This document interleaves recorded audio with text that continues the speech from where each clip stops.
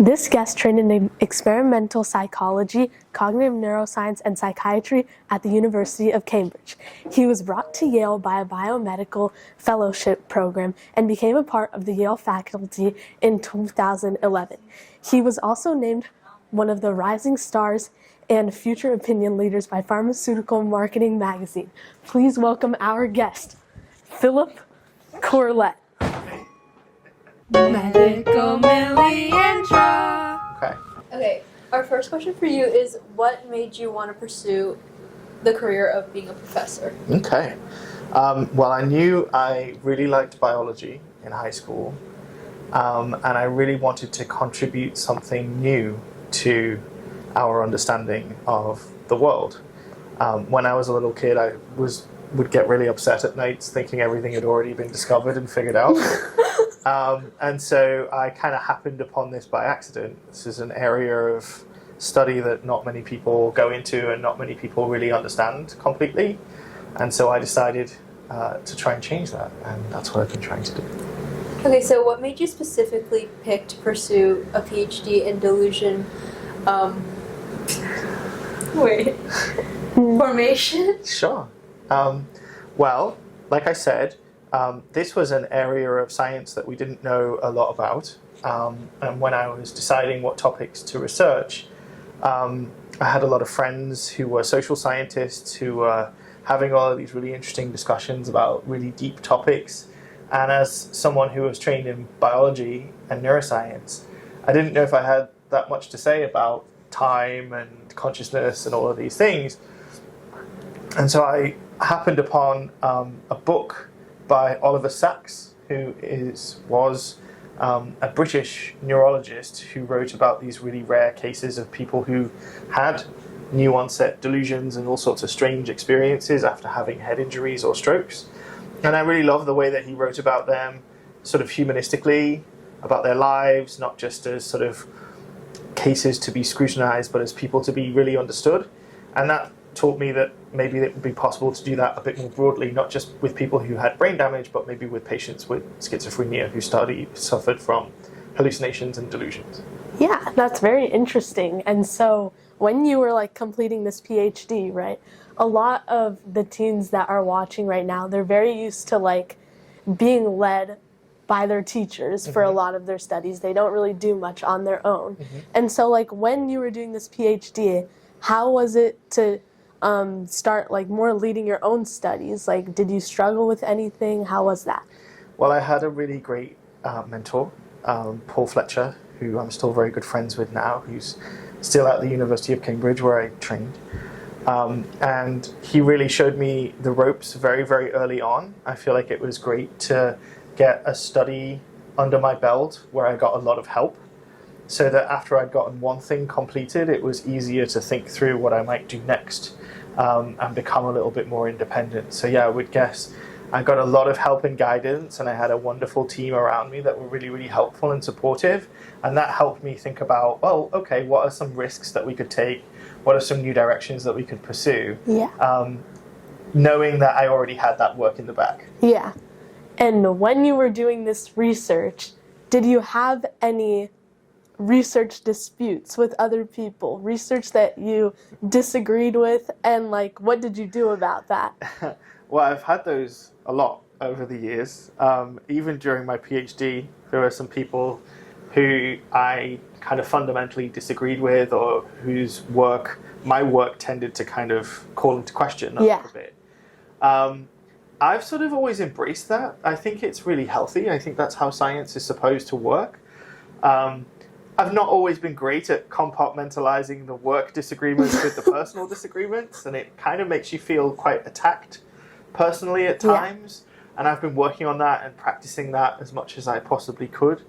But I think it's also fun, and it helps you frame your work as you communicate it to other people, right? We used to think things worked in this particular way, and now in light of these new data that we've gathered, we think it works in a different way. And what I've learned is that disagreement is really healthy. It's super productive, and it's kind of fun. People will take more notice, and I think they learn more when they watch two people arguing about things rather than just listening to one person talking. I agree. And no, but I do agree. Like, actually, like, when I actually see people dispute research, it makes me a lot more interested than if just one person's saying something and there's no disagreement whatsoever and you're just kind of listening to that person talk. Right. Like, especially as, like, someone who's a teen, I'm not really, like, doing a lot of research on my own. So when I see these disagreements, it's, like, actually so interesting to tune in, kind of. Yeah. When I was in graduate school, this is really good training that I had. So I was finishing up my PhD, and you've probably heard of a chemical called dopamine. Yeah. Right? And there's a lot of different ideas about what dopamine does.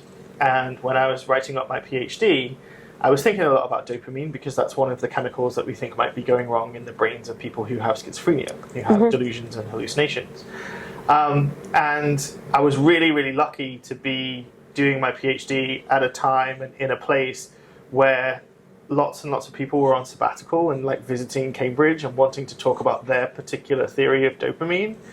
And so I could sit in this room with the people who think it's all about pleasure and the people who think it's all about learning and the people who think it's all about motivation and just watch them like fight with each other and disagree about this one big question and kind of feeling like, well, I don't know if it just does one thing. Each person seems to have a really good case here. But I can see why they disagree with each other too. And so that was really good training too. And about dopamine, we were wondering if you could possibly explain how delusion formation works in the brain in a way that a 15-year-old might be able to understand. Sure. So of all of those things that dopamine does, I think it does this thing called surprise. And we learn from surprises, right? We learn from our mistakes, and we learn most when things happen that we're really not expecting. And dopamine firing in the brain signals that something surprising has happened, right? And so you can imagine that if you have a brain that's firing off surprises when it really shouldn't, that's going to make you notice things and think about things and focus on things that everybody else would ignore. And you kind of need a story to explain those things away. And that's what delusions are. It's a way of explaining all of these weird, surprising things that happen to you in a way that makes sense to you personally, but it might not make sense to anybody else who hasn't had that experience. Wait. Okay, yeah, that makes sense. So, like, people who have schizophrenia, for example, they would have, like, a higher amount of dopamine than just... That's right, yeah. Okay, that brings us to our next question. Does drugs and chemical affect the dopamine levels for schizophrenia? Absolutely, yeah. So taking drugs of abuse can really drive up dopamine levels and cause more dopamine to be released in the brain.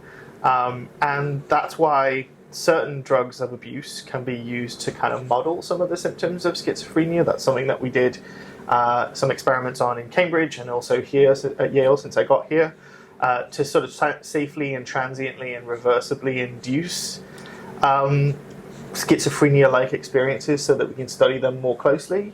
But yeah, there is a risk that one of the side effects of abusing lots of drugs that cause this dopamine release effect is to induce something that looks a lot like schizophrenia. And if you do it repeatedly for a long period of time, that can lead to longer-term changes that might cause kind of permanent psychosis-like symptoms. Yeah. Wait, so when you take too much drugs, your dopamine level, like the baseline of it is a lot higher, but then once you stop taking it and your dopamine drops, does it like, do you just die? So it's a really interesting question. So the neurons don't necessarily die unless you're taking lots and lots of drugs, more than typically humans would be able to take, or at very, very high doses.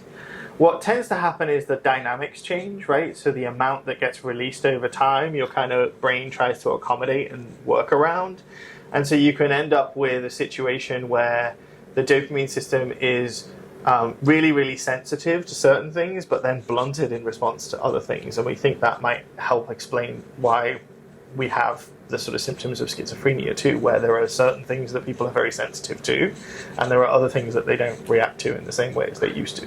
And so someone with schizophrenia would have a very high amount of dopamine, but also me and Mia experience like some amount of delusion in our daily lives. Absolutely. Like, for example, like if we don't study for a test, but then we're like, oh yeah, we're gonna get 100. Like there's no evidence or like basis to that. Sure. So how does that differ in the brain from like someone with schizophrenia? So there's a lot of different views about this. It's a really great question. It's a super interesting question, right? Like, to phrase it slightly differently, about 60% of Americans believe at least one conspiracy theory, right? Like that the world is flat, or doesn't go around the sun, or whatever. Yeah. And we think that there are some similarities, right? So there's perhaps a similar pattern of brain responding in people who are prone to these sorts of conspiracy theories as patients with schizophrenia, but it's just not quite as extreme, right? So, and the other key differences are, of course, if you believe lots and lots of conspiracy theories, you're not necessarily delusional because it's not impacting your mental health and well-being in the same way. Yeah. And one way that might be protective, we think, is if you assume that everybody around you kind of agrees with you. That's what happens with a lot of conspiracy theorists. Yeah. Doesn't really happen so much with patients with schizophrenia. In fact, they only really come to clinical attention because they're falling out with lots of people around them and their friends and family members. So that's another key difference too.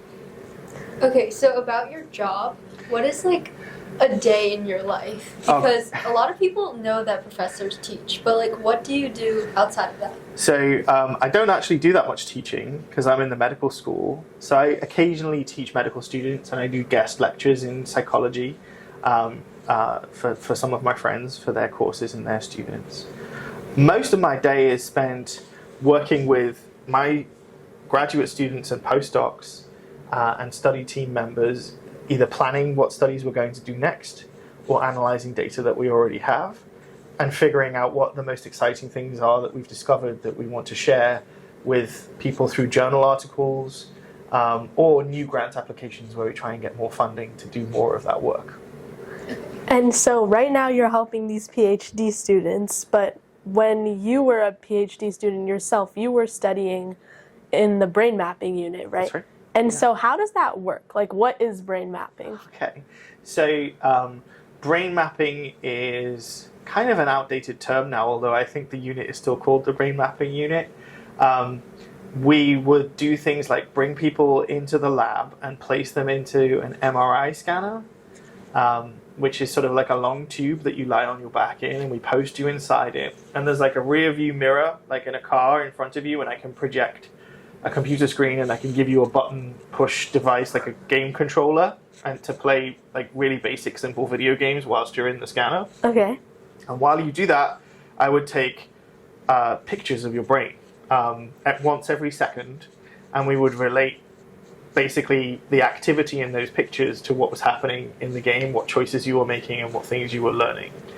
And the reason it's called functional magnetic resonance imaging is that it depends on the different paramagnetic properties of the tissues in your brain. So in a really sort of simplified sense, when a chunk of your brain is more active, more blood is going to flow towards it to give it more oxygen. And oxygenated and deoxygenated blood behave differently in really strong magnets. And so we can look at basically the signals that we get and make inferences about the ratio of oxygenated to deoxygenated blood that must have been in that brain region to see the images that we saw. Oh. So it's kind of a roundabout way, but it's somehow related to neural activity. Like, how did you use the oxygenated blood to find out things about delusion formation? Right, so we have a task, right? I mentioned our prediction error thing that we're really interested in, so I can set up some expectations about what you should think should happen next in a game, and we can either confirm or violate those expectations. And we can figure out, well, what regions of the brain are more active when your expectations are violated, and are those same regions on during the game in patients with schizophrenia differently than in people who don't have schizophrenia? And is the magnitude of that difference related in any way to the severity of the delusions that they experience?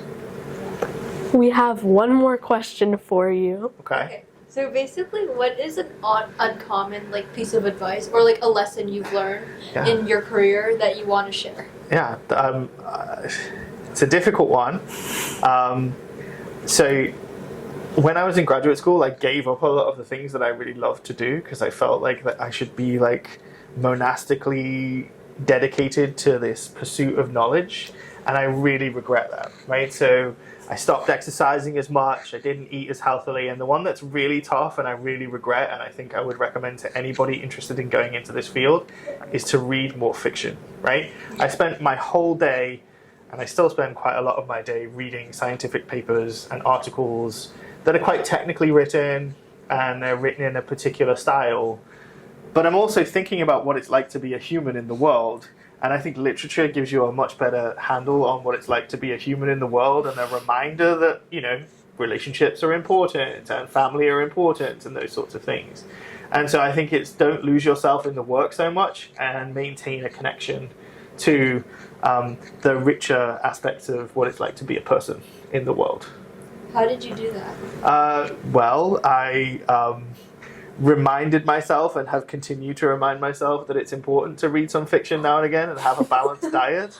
I found some authors that I really like to read and kind of stuck with those. And anytime they wrote something new or wrote about someone else's fiction that they thought was good, I would try and track those books down. I think reading at the same time as my kids is really fun and a good way to get it done, but obviously that won't work for you guys, hopefully.